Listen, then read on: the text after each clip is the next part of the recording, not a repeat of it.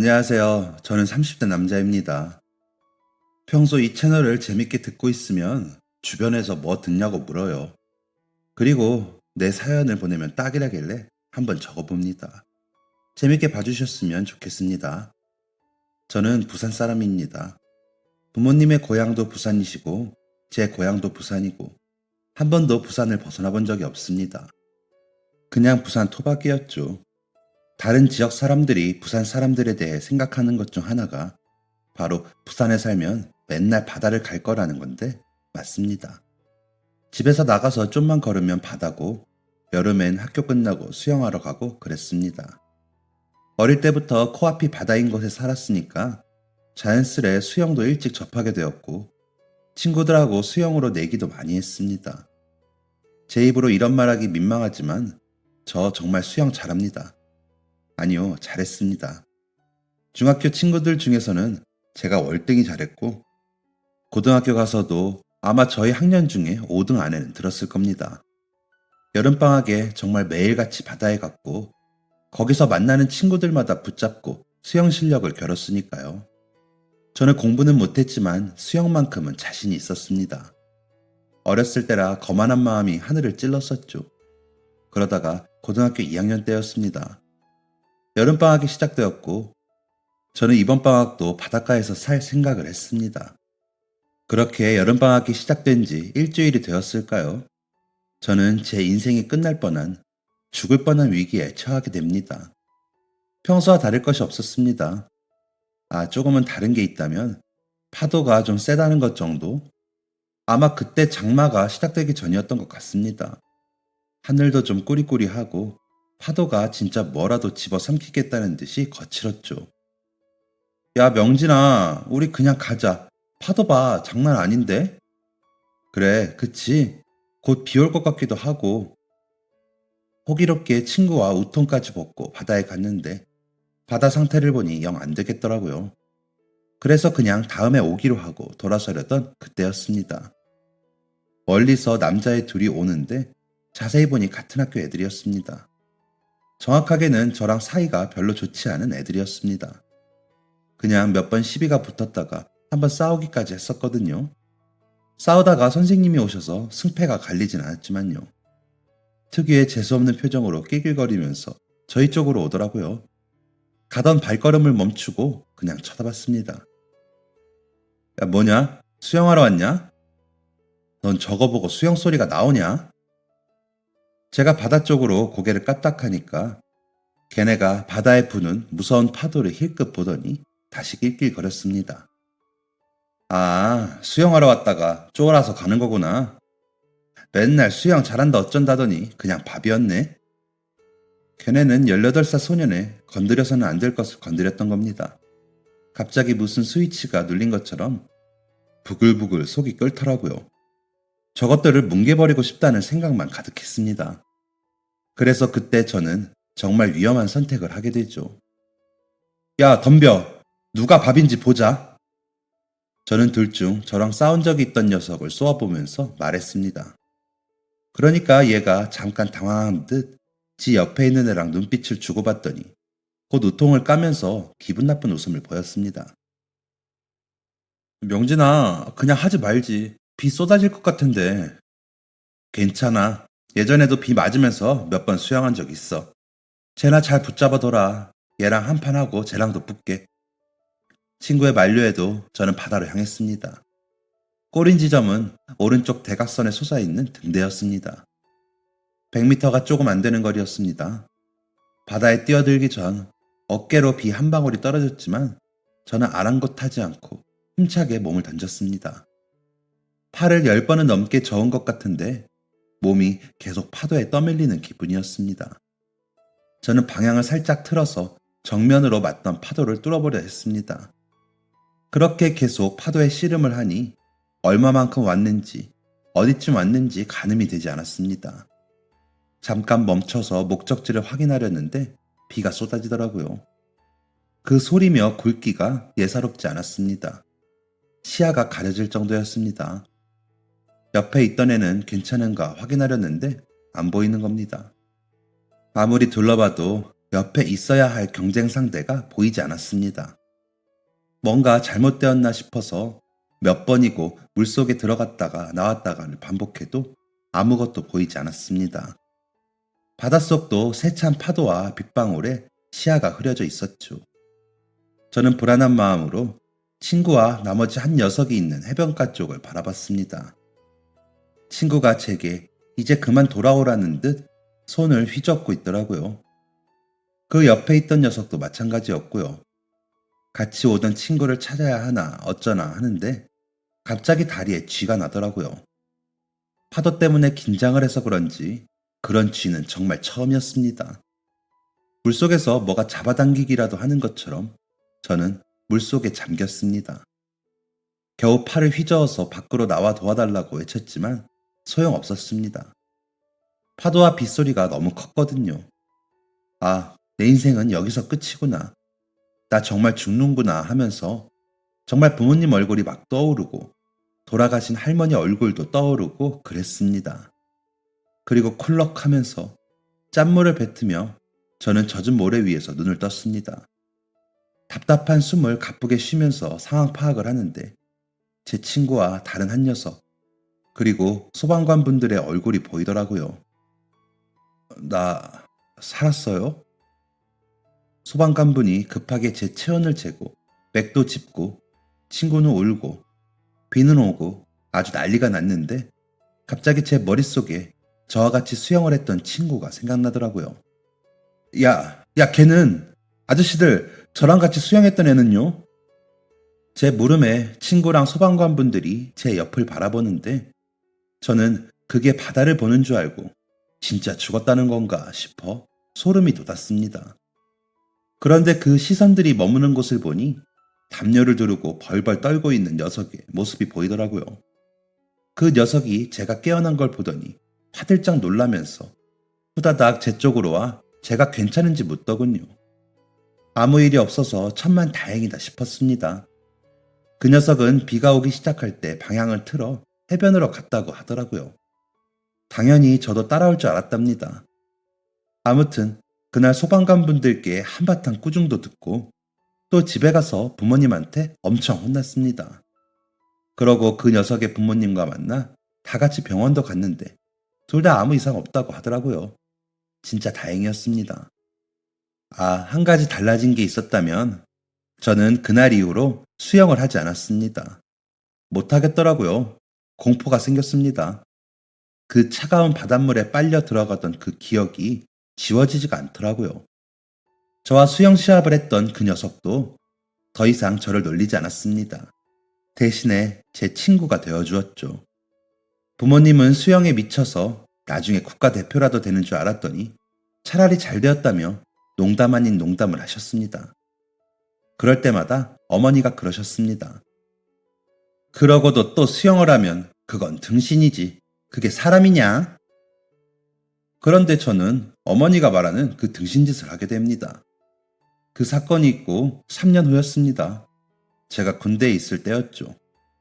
저는 집이 부산인데 강원도에 있는 부대로 가게 되었습니다.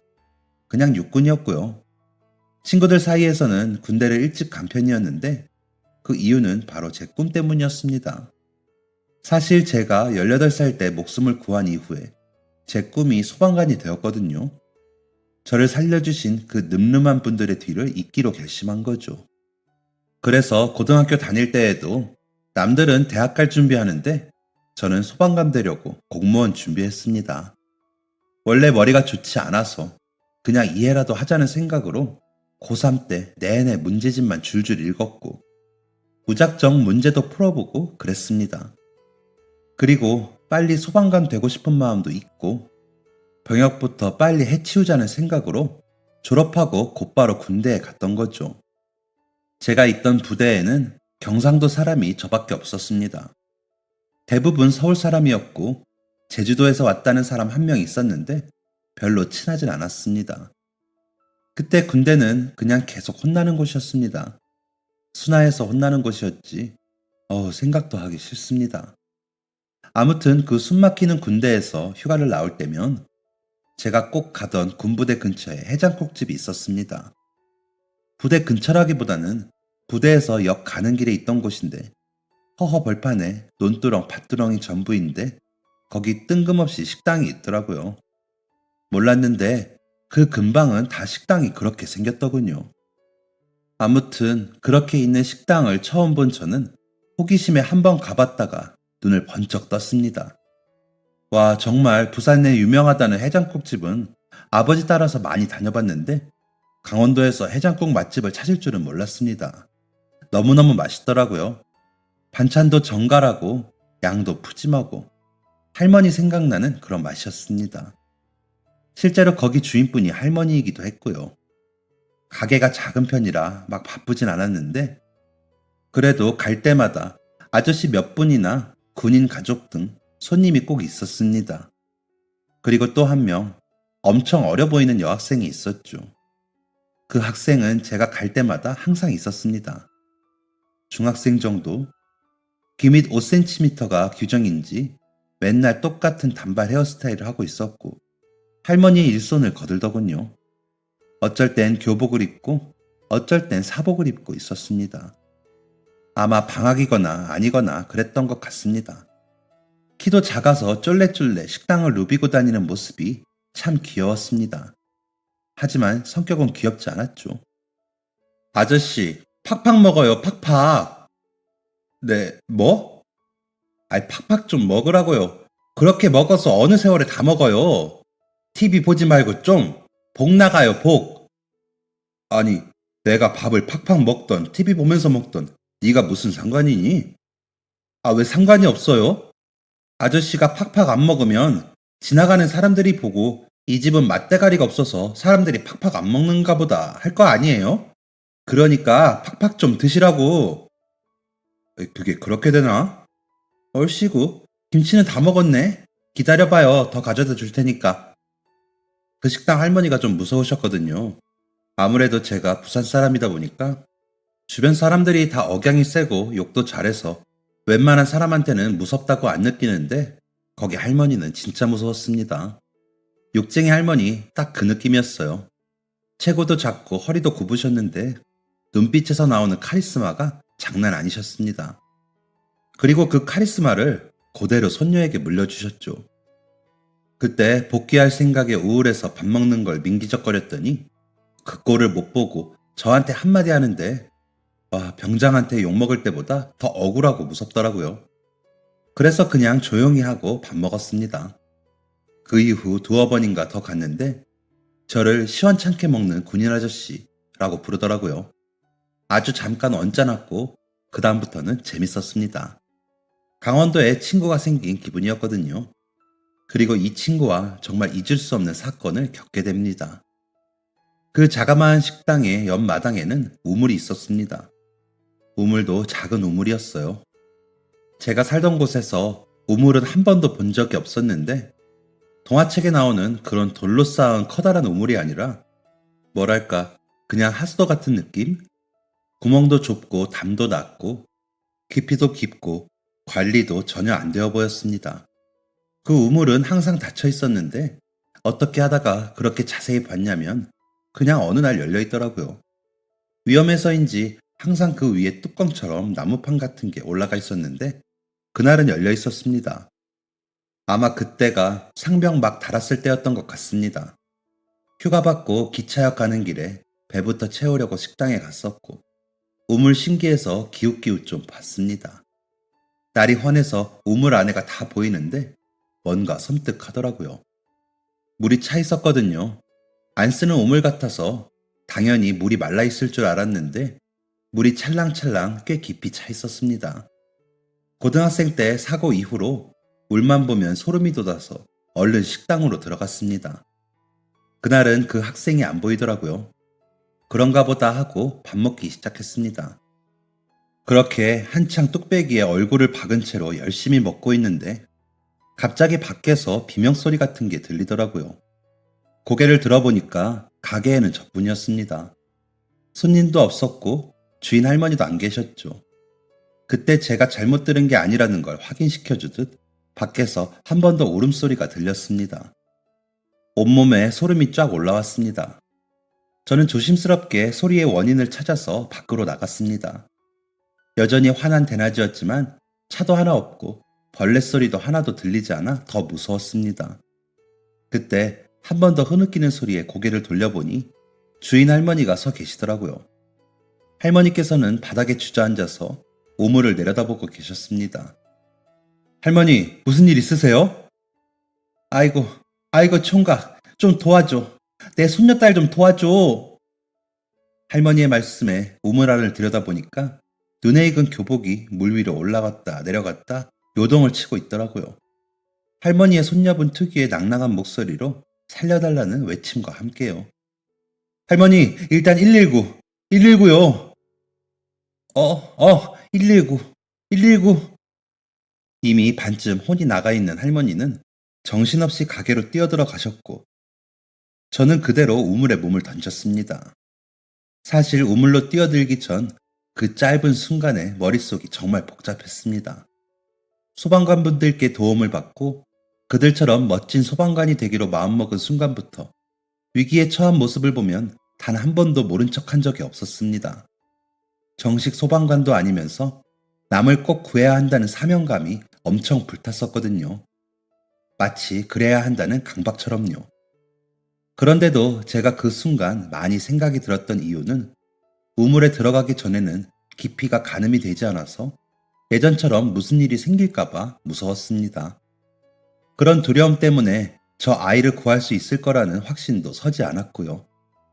그래서 혹여나 저 아이를 내가 다치기라도 할까봐 그게 무서웠던 것 같습니다. 우물의 벽을 타고 내려갈 생각으로 조심스럽게 한 발 한 발 물에 가까워지는데 오래되고 관리가 안 된 우물의 벽이 단단할 리가 없다는 생각은 그 순간에 미처 하지 못했습니다. 제가 잡고 있던 우물의 벽이 잡아 뜯은 것처럼 무너졌고 저는 그대로 물속으로 빠졌습니다. 너무너무 긴장을 많이 했지만 계속 머릿속으로 정신을 차려야 해, 물에 떠야 한다, 구해야 한다 생각해서 그런지 저는 물 위에 몸을 띄울 수 있었습니다. 그리고 바로 그 아이를 낚아챘지요. 우물 안 물의 깊이는 제 키보다 살짝 높은 180cm 정도 되어 보였습니다. 160 정도 된 작은 여자애한테는 버거운 깊이였죠. 그 애는 정신이 거의 나가 있더라고요. 얘, 정신 차려. 여기서 나가야지. 정신이 빠진 채로 울기 시작하더라고요. 진짜 서럽게 막 엉엉 우는데 저도 같이 울 뻔했습니다. 저 죽었어요? 아니, 너 살았어. 정신 차리라고. 여기서 나가게. 살았다고 했는데도 계속 울더군요. 안 그래도 우물이라 그런지 소리가 웅웅 울리고 머리까지 아파오는 것 같았습니다. 그때 신고를 다 하신 할머니가 오셨더라고요. 아가 괜찮아? 우리 강아지 할미 말 들려? 아가!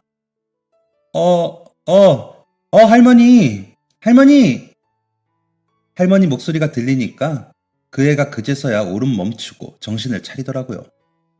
잘 들어. 내가 물속에 들어가서 잠수할 테니까 내 어깨 밟고 올라가서 할머니 손 잡아. 너 손도 미끄럽고 물 때문에 무거워서 혹시 할머니도 위험하실 수 있으니까 그냥 잡고만 있어. 내가 너 발 받쳐서 밀어 올려줄게. 네. 다행히 우물 깊이가 낮아서 시도할 만했습니다. 저는 제가 말한 대로 물속에 잠수해서 아이를 들어 올렸습니다. 할머니께서 그 흙바닥에 엎드려 아이 손을 꼭 잡아주셔서 무사히 아무도 다치지 않고 구조할 수 있었고요. 저는 뭐라도 잡고 올라가 볼까 했었지만 마땅하지가 않더라고요. 그리고 또 우물담이 무너지기라도 하면 큰일이니까 그냥 구조대 올 때까지 기다렸습니다. 거기가 군부대라서 그런지 시골인데도 구급차랑 소방관들이 꽤 빨리 오더라고요. 덕분에 저는 또 한 번 소방관들의 도움을 받아서 무사히 빠져나갈 수 있었습니다. 우물에서 건져진 제게 한 걸음에 달려오신 건 할머니였습니다. 아이고, 어쩌면 좋아, 총각. 이거 미안해서 어떡해. 아이고. 저거. 내가 예전부터 막으려고 했는데 맨날 미루기만 하다가 이제야 사람 불렀는데 뭔 장비인지 뭔지 가져와야 한다더니 뚜껑도 안 닫고 홀랑 가버렸나 봐. 우리 강아지가 그 새를 못 참고 그 안에 들여다보다가 절이 됐고 내가 너무 미안해. 진짜 미안해. 그리고 너무 고마워. 내가 우리 강아지랑 둘이 사는데 저거 없으면 난 못 살아. 너무 고마워. 진짜 고마워, 총각. 내가 병원비고 사례고 다 할 테니까 얼른 병원부터 가. 얼른! 할머니는 말씀을 하시다가 뒤에 담요를 덮고 오들오들 떨고 있는 아이에게 눈길을 주셨습니다. 그러면서 할머니의 눈시울이 붉어지는데 나 정말 잘한 일 했구나 싶더라고요. 아니에요, 할머니. 당연히 해야 할 일을 한 건데요, 뭐. 그리고 저 다친 것도 없어요. 병원 안 가도 괜찮아요. 다친 데가 없긴 왜 없어? 이렇게 피가 나는데.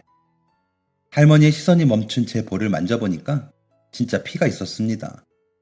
물에 섞여 목까지 줄줄 흐르고 있었죠. 아까는 알아채지 못했는데 할머니 말씀을 듣고 그쪽에 보니까 왼쪽 턱이 좀 따갑더라고요. 제 왼쪽 턱이 찢어져 있었습니다. 저는 곧장 구급차를 타고 병원에 가서 턱을 20바늘이나 꿰매게 되었습니다. 병원에서 흉 생길 것 같다고 관리 잘하라고 하셨는데 군대에서 어떻게 관리를 하겠습니까? 그땐 남자가 얼굴에 흉 하나쯤 있다는 건 아무것도 아니지 하는 마음에 별 생각 없었습니다. 그 이후로 가게에는 서너 번 정도 더 갔던 것 같습니다. 우물은 원래부터 없었던 것처럼 깔끔하게 메워져 있고요. 갈 때마다 한 성깔 보여주던 아이는 이제 제가 가면 호들갑스럽게 할머니한테 뛰어가서 얘기하기 바빴고, 그럴 때마다 할머니는 잔치라도 열린 것처럼 한상 가득 맛있는 음식을 차려주셨습니다. 아이고, 잘생긴 얼굴에 이걸 어쩌. 아이고. 괜찮아요, 할머니. 너무 마음 쓰지 마세요. 아이고, 마음씨도 고와라. 별건 아니고 그 흉 낫는 약인지 뭔지 것 좀 사다 바르라고. 그러면서 할머니께서는 흰 봉투를 건네주셨습니다. 그 안에는 10만 원이라는 돈이 들어있었습니다. 그때 10만 원이면 진짜 큰 돈이었거든요. 저는 이런 거 받으려고 한 일 아니라고 했는데도 할머니께서는 그거라도 줘야 마음이 편할 것 같다면서 꼭 가져가라고 하시더라고요. 더 거절하기도 민망해서 그냥 받았습니다. 그리고 드디어 제가 제대하던 날이 되었을 때였습니다. 그때 부모님이 저 데리러 오셨었는데 제가 마지막으로 거기 해장국이 먹고 싶어서 부모님 모시고 같이 갔었습니다. 아버지가 해장국 정말 좋아하시는데 여기 정말 맛있다면서 감탄하시고 2그릇이나 드실 정도였습니다. 그렇게 식사 다 하고 이제 정말 마지막이니까 할머니랑 그 아이에게 인사하는데 그 애가 편지봉투 하나를 건네더라고요. 분홍색 바탕에 흰색 땡땡이가 있는 귀여운 봉투였습니다. 집에 가는 차에서 안에 있는 편지를 읽는데 진짜 귀엽더라고요. 투 군인 아저씨, 저를 구해주셔서 정말 감사합니다. 제가 이 은혜 잊지 않고 갚을게요. 어른이 되면 꼭 찾아갈게요. 약속. 그럼 안녕히 계세요. from 은지. 그땐 몰랐죠. 얘가 진짜로 저를 찾아올 줄은. 저는 제대하고 3번째 시험에서 합격을 하고 진짜 소방관이 되었습니다. 저는 부산 인근에 있는 한 소방서에서 근무를 하게 되었죠. 소방관 일은 정말 뿌듯했습니다. 우물에 뛰어들었을 때와는 비교도 안 될 정도로 무서운 적도 있었고, 어떻게 해야 되나 난감하고 어려운 적도 있었지만 누군가를 위기에서 구해준다는 일은 참 멋있는 일이었습니다. 그렇게 일을 하다가 제가 31살 때였습니다. 이른 아침부터 출동 갔다가 돌아오는데 어떤 여자가 소방서 안을 기웃거리면서 왔다리 갔다리 하더라고요. 무슨 일 있는 건가 생각하던 차에 동료 한 명이 그 여자한테 갔습니다. 무슨 일 있으세요? 뭐 도와드릴까요? 네, 도와주세요. 여자의 말에 출동 나갔다가 들어가던 대원들이 다 멈췄습니다. 여자는 제 동료 얼굴 앞에 핸드폰을 쭉 내밀더니 이렇게 말하더라고요. 이분 여기 계시죠? 이명진 씨요. 여자의 말에 대원들이 다 저를 쳐다봤습니다. 제 이름이었거든요. 그러자 그 여자가 찾았다! 라고 했습니다. 대원들은 들어갔고 여자랑 소방서 앞에 덩그러니 남았는데 여자가 실실 웃으면서 저를 보기만 하더라고요. 저를 아시나요? 저를 왜 찾아오셨죠? 왜 기가 죽었는지 모르겠지만 저보다 한참이나 덩치가 작은 그 여자 앞에서 왜인지 모르게 기가 눌리더라고요. 살살 기어가는 목소리로 말하니까 갑자기 그 여자가 인상을 팍 쓰더군요. 저 기억 안 나요? 아무리 봐도 모르겠더라고요. 이상하다. 사투리를 안 쓰는 거 보면 서울 여자인 것 같은데 나는 서울 여자를 만나본 적이 없는데 진짜 이상하다. 이렇게 생각하는데 그 여자가 다시 말했습니다. 은지. 네? 제 이름이요. 은지라고요. 김은지. 아, 그러시군요. 이래도 기억이 안 난다고? 죄송합니다. 아저씨, 왜 날 못 알아봐요? 저요, 저. 해장국집 손녀. 저 우물에 빠졌을 때 구해줬잖아요. 왜 못 알아보지? 한 5초 동안 10년 전 기억이 차르르륵 지나가더라고요. 그때 그 일이 다 떠오르면서 순간 소름이 쫙 돋았습니다. 자세히 보니까 그때 그 얼굴이 남아있는 것 같기도 했습니다. 우와, 와, 너 뭐야? 아니, 뭐예요? 뭐긴요? 그때 제가 꼭 찾아내서 은혜 갚는다고 했잖아요. 그래서 왔죠. 그때 편지. 그런데 저를 어떻게 찾아내셨어요? 이거. 그 여자가 이번엔 제 얼굴 앞에 핸드폰을 내밀더라고요. 인터넷 기사였습니다. 자세히 적기는 좀 그렇지만 그 여자가 오기 얼마 전에 좀 특별한 사건을 하나 해결했었는데 그때 기자분이 저랑 대원 몇 사진을 찍어서 기사를 올리셨거든요. 이름도 나와 있었고요. 그 여자가 그걸 보고 저를 찾아왔던 거였습니다. 이걸 보고 왔다고요? 강원도에서? 저 이제 서울 사람이거든요. 그러니까 서울에서 이걸 보고 여기까지 왔다고요? 네, 여행 겸 온 거니까 얼른 은혜 갚고 가야 해요. 저도 이제 직장인이라. 뭐랄까, 저 앙칼진 성격은 10년 전 그때랑 똑같았습니다. 똑단발에 교복을 입고 있던 아이가 이제 성인이 되어서 직장을 다닌다니 이런 인연은 또 처음이라 무슨 애 하나 제가 키운 것 같고 기분이 이상했습니다. 퇴근은 언제 해요? 저 이제 곧? 아침인데? 네, 원래 그래요. 잘 됐네요. 맛있는 식당 알아요? 제가 쏠게요. 얼른 옷부터 갈아입고 오세요. 여기서 기다릴게요. 어쩐지 말려드는 기분이었지만 그땐 어안이 벙벙해서 그냥 하자는 대로 했습니다. 쬐깐한 중학생이었던 그 아이는 어느새 사회의 쓴맛을 보고 있는 어른이 되어 있었습니다. 밥 먹으면서 다닌 지 얼마 되지 않은 첫 회사 이야기를 쫑알쫑알 하는데 즐거워 보이더라고요. 아참, 할머니 얘기도 하더라고요. 할머니는 이제 식당은 안 하시고 손녀딸과 함께 서울에 사시면서 매일 아침 동사무소에 가서 동네 쓰레기 줍는 일을 하신다고 했습니다. 할머니 얘기 들으니까 얘가 진짜 걔 맞구나. 새삼 그런 생각이 들더라고요. 회사에 입사한 지 몇 달 안 되기도 했고 중요한 프로젝트가 밀려 있어서 연차를 하루밖에 못 썼다고 했습니다. 그게 저를 찾아온 금요일이었죠. 태어나서 처음 오는 아랫지방이라 일요일까지 꽉 채워서 놀고 싶다는데 아무 준비 없이 친구도 없이 와서 외롭다는 여자를 보니 재밌는 곳 알려주기라도 할까 싶더라고요. 그러다 보니 같이 놀게 되었습니다. 그때 소방서 2교대라서 안 그래도 잠을 잘 못 잤는데 그 여자 덕분에 더 잠을 잘 수가 없었죠. 그래도 나름 재밌었습니다. 일하느라 맛집 안 가보고 카페도 안 가보고 제대로 놀러 다닌 적도 없었는데 오랜만에 그렇게 놀았죠. 그러다가 그 여자 마지막 날 그 여자 기차역까지 데려다주게 되었습니다. 그땐 진짜 다른 마음은 없었고 그냥 단순히 위험하니까 그랬습니다. 진짜로요. 고마워요, 아저씨. 덕분에 재밌었어요. 어째 은혜 갚으러 와서 빚만 더 진 기분이네요. 빚은 무슨, 저도 재밌었어요. 진짜 오랜만에 논 거거든요. 왜요? 친구 없어요? 여자친구도? 친구는 있는데 여자친구는 한 번도 사귀어 본 적 없는데요. 네? 왜요? 이것 때문에 징그럽다던데요. 사실 저는 태어나서 여자친구를 한 번도 사귀어 본 적이 없었습니다. 소개팅은 몇 번 해봤는데 다들 저를 징그럽다고 하더라고요. 정확히는 제 턱에 있는 흉터였습니다. 우물에 빠진 아이를 구하려다가 생긴 바로 그 흉터요. 흉터가 잘 아물기는커녕 더 덧나서 좀 보기 싫게 되었는데 좀 잘 되려나 하다가도 이게 보기 흉하다고 하더라고요. 소개팅 해준 주선자한테 들은 적도 있고, 건너 친구한테 듣기도 했고, 저한테 직접적으로 말하는 사람도 있었습니다.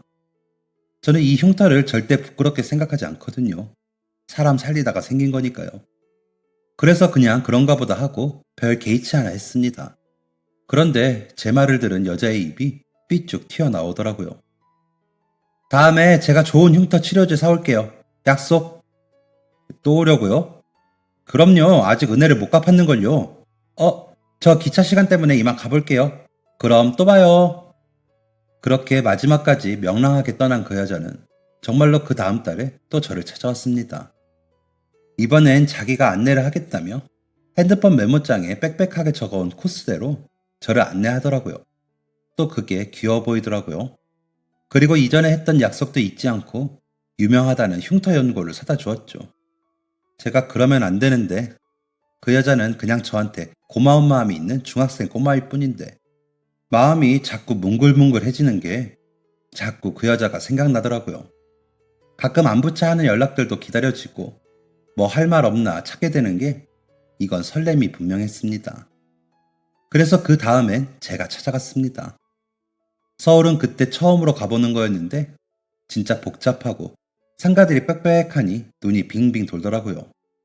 처음 간 서울에서 롯데월드도 가고 한강에서 맥주도 먹어보고 클럽도 가보고 진짜 재밌었습니다.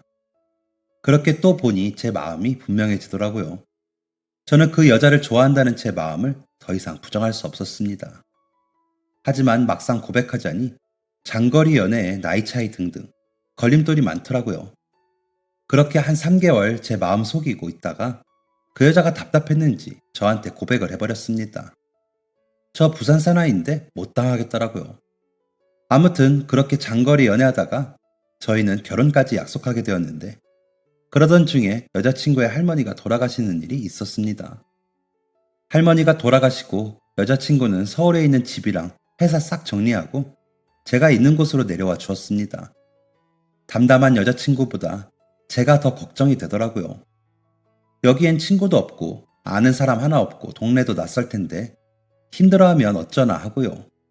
하지만 여자친구는 생각보다 더 적응을 잘해주었고 금방 새 일도 구했습니다. 그리고 머지않아 저희는 진짜 부부가 되었죠. 그리고 곧 엄마 아빠가 되었고요. 그것도 아주 귀여운 딸의 엄마 아빠가 되었죠. 아기를 낳으면서 일을 쉬게 된 아내는 이 귀여운 것을 두고 어떻게 일을 나가냐면서 고민을 하다가 새로운 일을 시작했습니다. 바로 아기 옷을 파는 일이었습니다. 모아두었던 돈으로 작은 매장 하나 차려서 시작하고 온라인으로도 판매하고 라이브 방송도 하더라고요. 그 결과 지금 제 아내의 가게는 대박이 났습니다. 저도 퇴근하면 택배 싸느라 정신이 없네요. 이건 조금 부끄러운 얘기인데 저희 집에 빚이 있었거든요. 은행 대출도 한 번 안 받고 살아오신 부모님인데 사촌 간에 문제가 좀 생겨서 아버지 앞에 빚이 몇 천만 원 있었습니다. 그래서 저도 그거 도운다고 소방관 하면서 월급 일부 가져다 드리고 했었는데 그거 제 아내가 다 갚아줬습니다. 진짜 고맙고 미안하고 어떻게 우리 집에 이런 복이 왔나 싶네요. 아내는 아직도 하고 싶은 게 많다며 더 부자가 될 거라고 합니다. 저는 기꺼이 그 도전을 도울 의향이 있고요. 은혜를 갚는다던 당돌한 꼬마였던 아내는 어느새 제 인생의 일부가 되어서 소중한 시간들을 선물해주고 있습니다. 사람 일 어떻게 될 줄 모른다는 게 바로 이런 걸 두고 하는 말이겠지요. 저는 그런 아내에게 한 점 부끄럼 없는 남편이 되기 위해 오늘도 열심히 현장에서 뛰고 있습니다. 10여 년 전 그랬듯이 언제나 아내를 지켜주는 그런 사람이 되겠습니다. 지금까지 사연 들어주셔서 감사합니다. 사연이 재밌으셨다면 구독과 좋아요를 눌러주세요. 감사합니다. 안녕히 계세요.